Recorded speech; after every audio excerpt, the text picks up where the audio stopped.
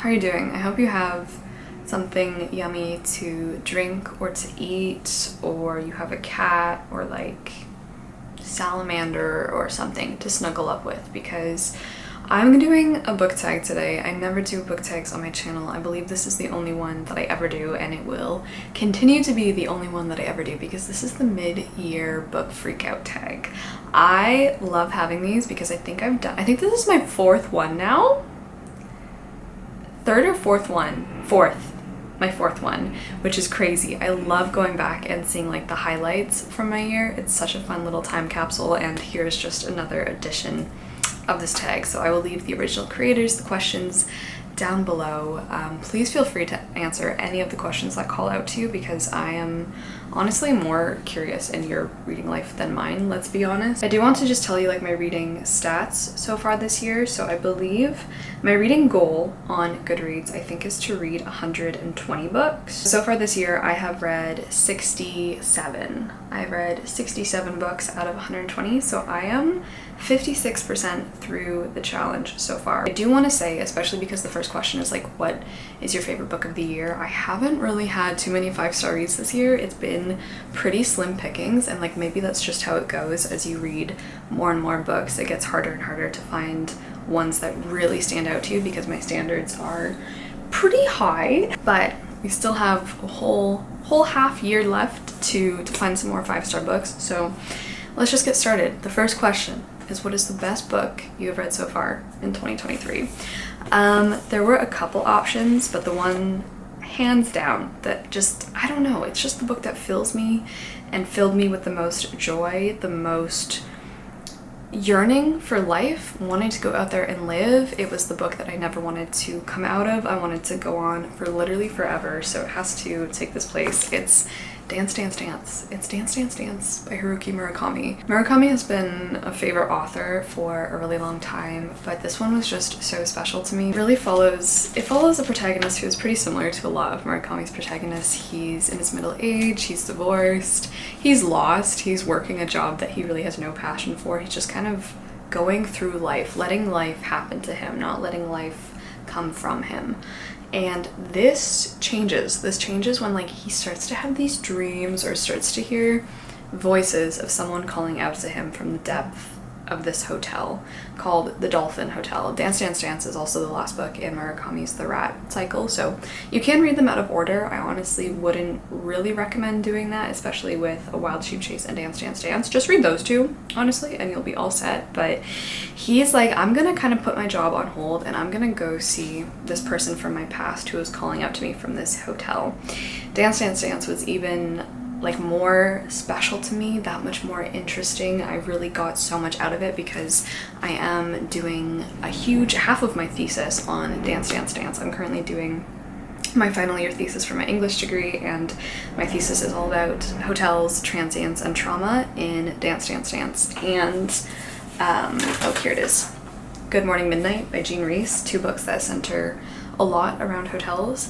I ate this up. So much of this book is set in the Dolphin Hotel, which has become this superstructure of 80s corporate luxury chain hotels, and then from there you just follow him encounter after encounter, going to restaurants. It's mundane sprinkled with the fantastical, magical realism. I just love it. There's just something about Murakami's writing that just really is special. Like, it's just so special. I find it so comforting. I find it so fascinating. He makes like just going to a restaurant, going to get a cup of coffee, this scene that you hope is never going to end. I wish I could just keep reading pages and pages of this unnamed narrator's life. I hardly had anything you could call life. A few ripples, some rises and falls, but that's it. Almost nothing. Nothing born of nothing. I'd loved and been loved, but I had nothing to show. It was a singularly plain, featureless landscape. I felt like I was in a video game, a surrogate Pac-Man crunching blindly through a labyrinth of dotted lines. The only certainty was my death. So he's kind of not having a great time, but when he goes back to the hotel, everything changes. It's a detective novel, like a covered detective novel where the protagonist is going through something. He's going on a journey. He finds portals in the hotel. He finds so many different people that he starts to connect to. And if you like, I want to say if you like American Psycho, this is a little bit reminiscent of that in some ways of American Psycho, which I actually watched the full-length film for the first time this year, but I just love Dance Dance Dance, partly because I'm obsessed with hotels, and this discussed so much of what I love talking about when it comes to hotels. So I think it has to be my favorite book of the year so far. The next question is, what is the best sequel you have read? I've read exactly like 2 sequels, and by no means is this like the best sequel I've ever read in my life, but I just really have to highlight the Shatter Me series by Tahar Mafi because it's one of my favorite videos I've ever filmed, purely because it started off as a really fun, good time for me, let's say that, and then it delved into misery pretty quickly. I made a whole video reading the entire Shatter Me series, which is like 9 books or something stupid like that, and they just got progressively crazier and crazier to the point of just raw unbelievability. Honestly, I had such a fun time making that video, so I think this just has to go as like kind of a positive experience. I'll just say one of the Shatter Me sequels because there's too many of them, but that will be my answer because it's pretty much the only sequel I've read this year. The next question is, what is a new release that has come out that you haven't read yet but that you want to? I feel like this is an author. I think every year there's kind of like a theme, or there is some theme running through these videos, which makes it so fun, but my discovery of this year has definitely been Heather Fawcett, and the book that has come out in 2023 that I haven't read yet but I want to is Emily Wilde's Encyclopedia of Fairies. This is gorgeous. First of all, I will show you under the dust jacket too because it's just, oh, it's so pretty. This is about a girl who studies fairies and she's quite good at it, but there's an academic rival who's kind of trying to usurp her place a little bit. So when Emily heads to this very quiet little village to study her fairies, she has to contend with this guy who shows up trying to outdo her academic work studying fairies. It's been called a piece of light academia. It's a celebration of learning. I think not learning too much in like cloistered classrooms, but out in the wilds doing something as wholesome as studying fairies. Heather Fawcett will definitely return in a few minutes though, because I discovered her for the first time this year and I have been ravenous to enjoy more of her work, so that is definitely the one that I need to read and I want to read that has come out this year. Also, talking about being out in nature, slowing down, appreciating the time, I have some new jewelry pieces that are all crafted with nature in mind that I really want to show you. They're from the company Holzkern, who are also sponsoring today's video and who specialize primarily in making gorgeous watches with beautiful, personalized, unique materials, sustainably made, and with a huge focus on nature. Holzkern is based in Austria. They were created in 2015 and they have so many options for watches for both men and women, as well as other pieces of jewelry and accessories. They are super high quality pieces and they are crafted with comfort in mind, as well as the desire to remind you of nature each time you wear your piece. They had so many watches I wanted to pick, including one called Rilke. When I saw Rilke on their website, made with just a piece of jewelry inspired and designed with Rilke in mind, I knew this was the brand for me. But the watch that I picked is called Graced, in the color marble and black, because this one really gave me like a dark academia vibe, which I really enjoy. I love how dainty it is. I love the design of the marble. I love the look of the gold with the black. I also got a couple other pieces, such as the stencil ring in Koa and gold. You can use my code to get 15% off of your purchase. Feel free to use my discount, which is in the description box. The new release that I am most excited about for the second half of 2023, I've already pre-ordered it. I am so excited. It is Endless Terrors by KJ Sutton. This is probably my favorite fantasy romance series ever. Not that I've read a lot of them, but I love KJ Sutton's writing. Each time a new book has been released in the Fortuna Sworn series, I've gone back and read the entire series, which is quite long. So Endless Terrors is the second last book. It is the 5th book, and I'm not ready. I'm just not ready for it to be over. We follow Fortuna. She is a nightmare. So she can make you feel your worst terrors, your deepest demons. She can make you live them. This can cause you immense pain. In some cases, you can succumb to them completely, go insane, die, whatever. In this fantasy world, though, there are all sorts of fantasy creatures imaginable, from nightmares to fae to werewolves to sirens, like you name it. We have everything because these creatures are descended from the lines of fallen angels from Lucifer, and it's just become so large. The characters, truly the characters, they are what make this series. I find it incredibly wholesome, incredibly real, raw. I know everyone. I want to be my best friend. There's not a single character that I dislike or that I think isn't fully realized. Like, it is just really, really wonderful. The series definitely isn't for everyone, but for me, I am there. I just want to suck the marrow out of the series. I will honestly probably go back and reread them all. I might listen to the audiobooks. I really recommend the audiobooks for this series as well. So Endless Terrors. I am biting my nails waiting for this book to come out. Ooh, biggest disappointment of the year. I don't think it's any surprise. It's David Copperfield by Charles Dickens. I have been waiting to read this for a really long time. I've been reading Dickens chronologically for a really long time. And because this was also for the Game of Thrones book club, which I host with Carolyn from Carolyn Marie Reads, I was hyped for David Copperfield, especially because I had heard so many people say such glorious things about this. David Copperfield is the novel to and for Charles Dickens that is the most autobiographical. I think he called it the favorite of all his children, I believe. For me, definitely one of the least favorite of his offspring. I did not enjoy this novel. It was so long. I found it really tedious, really boring. Maybe an unpopular opinion, but David Copperfield really did nothing for me, did not stir any emotion in me. I cared about two characters mostly, and it wasn't a caring that was necessarily large and overblown, and like, I wasn't affected by anything in this book, essentially. I think I shall put Charles Dickens on hold for a little bit. We're gonna have a little break from each other just so I can get over this disappointment, because man, David Copperfield was just not the book for me. The next question is, what is your biggest surprise of the year?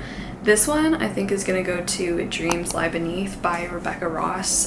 This is surprising to me because this is a young adult fantasy, which it takes a really special one to make me enjoy it anymore, and also this is a book centering around dreams. I know is not something I normally enjoy, but the way that it was done, the way that dreams were depicted in Dreams Lie Beneath really worked for me. I really don't like dreamscapes or dream sequences. I just don't enjoy them. I'm like, why am I even here? I don't want to be here. I want to be in the conscious. Dreams Lie Beneath was really special because it came at a time that I just wanted to learn about someone's little adventure living in a small cottage, doing everything by hand, facing difficulties. And so we follow Clementine, who is a magician, alongside her father. They are the territory wardens and guardians of this little small town that they live in, because every new moon they have to go out onto the streets and essentially subdue people's nightmares, the town's people's nightmares, because these nightmares come to life, stalk the streets, they can do damage, and because of this curse that was hatched a long time ago. And so unfortunately, when these two brothers come and they challenge Clementine's and her father's position, they're kicked out of their home, forced to move to a big city. Clementine really struggles with that, and along the way she is determined to get revenge on these brothers and like find out what is going on. A lot of Howl's Moving Castle vibes, a lot of slow, wonderfully written, really just like wholesome, slow living vibes in this book, which I really enjoy, and which I always say is like one of the main reasons why I read fantasy. I really enjoyed the writing, was really impressed with Rebecca Ross's just kind of like, it is young adult, but it didn't really feel too much like young adult to me. And besides that, it is a standalone, and the amount of stuff, the amount of lore, the amount of history, the amount of characters she punched into this book that wasn't even very long, I think it was done really, really well, handled really, really well. So biggest surprise, Dreams Lie Beneath, and I highly recommend this one. Favorite new author of this year is definitely Heather Fawcett. Here she is. I read Ember and the Ice Dragons back in like January or February. This is also one of my favorite books, one of the contenders for my favorite books of the year. I loved this book so much. I really truly did. I loved her writing. It is so magical. It was so frosty. And it was just so sweet and wholesome, and I think she really knocked it out of the park with this one. So obviously I had to try Emily Wilde's encyclopedia, and I'm trying to collect every single book of hers because I know that she's going to be a new favorite. She already is, and I'm going to love everything she's written. So I also bought recently, this is the book that I most recently purchased, The Grace of Wild Things. I bought this in Nova Scotia at a bookstore. This is heavily inspired by Anne of Green Gables. It's another middle grade, and oh my god, I'm obsessed. I feel like I'm just gonna be obsessed with everything she's written.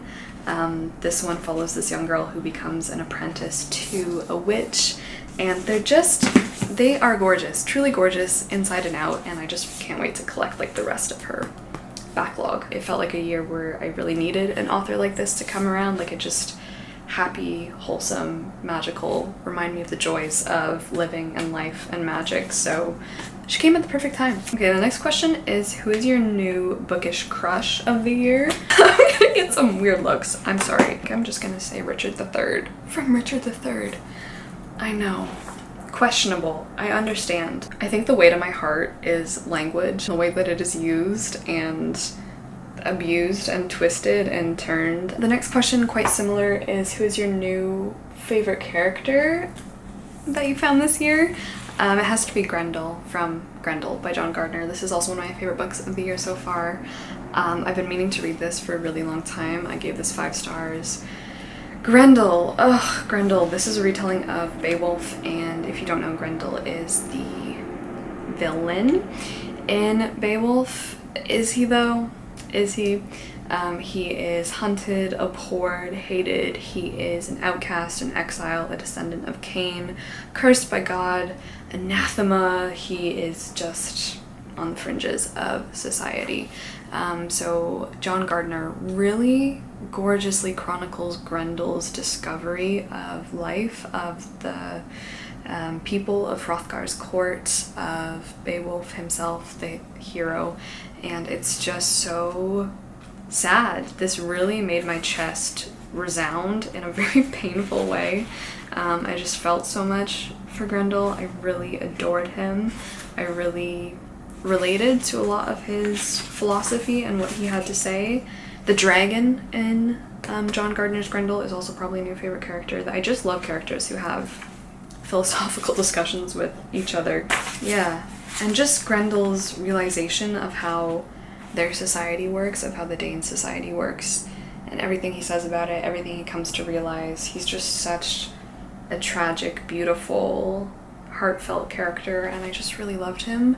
I haven't finished The Brothers Karamazov yet, so I can't say for certain, but like 400 pages into it, Ivan Karamazov. For now, I was telling Carolyn that, and she looked at me like I had multiple heads, so maybe something happens that will make me not really love him anymore, but right now I adore Ivan. So yeah, there they are. The book that has made me the happiest this year, it's a tie between Ember and the Ice Dragons and Dance Dance Dance. Both of them just, I don't know, both of them sucked me in. It made me want to live in their worlds forever, and this one is just so sweet. It reminded me like what you can do in a middle grade novel, how magical you can make it. The quirk factor was not too quirky, but it, went into cringe or overabundance of quirk. It was perfect. It was just perfect, and I smiled like an idiot the whole time I was reading this one. So if you need something to cheer you up, Ember and the Ice Dragons is the one. But it also has high stakes, and it also deals with like people who poach dragons, which was really upsetting, but it still balanced out and gave me the embers to my heart back. A book that made me cry this year, we probably all saw this one coming. It's A Farewell to Arms by Ernest Hemingway. This was the first book that we ever read for Game of Tomes, and I still am hurting. I'm still hurting about this one. It was so damn good. I finished it and I sat there and I bawled, and it was just so real. One of the most, I think, real endings of a novel ever. Like, once you get through this journey, this is set during World War I. Henry, who is with the Italian army in Italy during World War I, and his relationship with this English nurse named Catherine, who's also in Italy, and what they kind of go through throughout the war just hit me with the force of like 1,000 elephants or something. So this one I cried for a really long time about it. Not so much because I was overly attached to the characters or to the story, but just the humanity, the realness, the truth, the rawness of life that the ending struck me with, and I think anyone who has experienced something like it has probably felt in their lives. That's what got me. Favorite book to film adaptation of the year? I really haven't seen any, but I'm gonna say, well, I've actually seen a TV show. I started rewatching and trying to like finish the season of The Summer I Turned Pretty. And besides that, I actually just finished a reread of The Summer I Turned Pretty last week because I took it on vacation with me. I loosely liked the series when I was a teenager, and I thought I would give it a go as an adult, which didn't go as swimmingly as possible. So I actually think that the TV show is so much better than the book. I don't think I'll be continuing my reread of the series, but I really think the TV show, The Summer I Turned Pretty, I think they really get at everything of someone going through puberty, how your relationships change, how your self-image changes, and all of it connected with summer. It is so nostalgic for me. It hits it really brings out like the teenage years, and I think they do it really, really, really, really well. Just how it evokes that like really turbulent changing time where everything feels like everything all of the time. Everything feels so important, so life-changing. You don't know who you are, you're changing, the people around you are changing, and on top of that, the nostalgia of summer and the expectations of summer. I think the show really, really does a good job at it. The only thing I like better in the novel, I like Susanna in the novel. I think Susanna was one of my favorite characters. She is the mother of the two boys in the novel, Jeremiah and Conrad. This book and TV show is about this young girl named Belly who goes to the same summer house every single summer with her brother, her mother, and then the mom and the two children of the people who own the summer house. For her whole entire life, basically, Belly has had a crush on Conrad, who is the older brother, but he kind of doesn't treat her like she's invisible, but definitely doesn't really reciprocate her feelings. So it's kind of about the summer that starts to change everything with that relationship. But Susanna in the novel was one of my favorite characters. I don't really like the casting or the portrayal of Susanna in the show, and I also really don't like the casting and the actor who plays Jeremiah in the show. In my opinion, he's the weakest link in the show. I think his acting is the worst.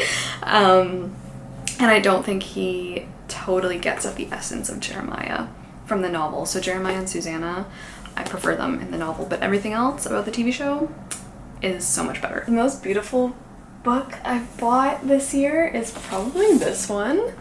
It is The Quiet Music of Gently Falling Snow by Jackie Morris. So it's just so pretty. It's just so gorgeous. So what Jackie Morris has done, she's taken her illustrations, which I think appear a lot on Christmas cards, and she's decided to make a whole novel about just these illustrations. So she started with the illustrations and then she wrote a story about them. So this whole book is really heavily illustrated, and it's all about winter, which obviously I love. So yeah.